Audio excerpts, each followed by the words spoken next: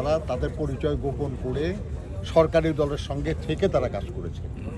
এটার সুফলটা তারা এখন ভোগ করার চেষ্টা করছে। ওই কৌশল আমরা গ্রহণ করি নাই, কাজে ওই কৌশলের ফল আমরা আশা করিও না। এগুলো নিয়ে আলোচনা হচ্ছে, কিন্তু একটা জিনিস আপনাকে বুঝতে হবে যে বহু বছর আমাদের যে ছাত্র সংগঠন তারা বিশ্ববিদ্যালয় বা কলেজগুলিতে ঢুকতে পারে নাই, তারা কাজ করতে পারে নাই।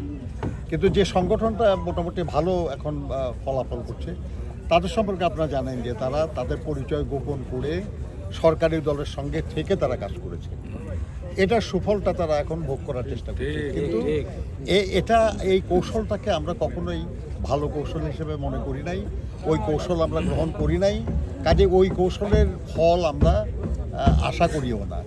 তবে আমরা এটা নিশ্চয়ই আশা করি যে আমাদের রাজনৈতিক দল হিসেবে আমাদের যে কার্যক্রম, আমাদের যে তৎপরতা, আমাদের যে ভবিষ্যৎ কর্মপ্রণালী, তার উপর অনেক কিছুই নির্ভর করবে।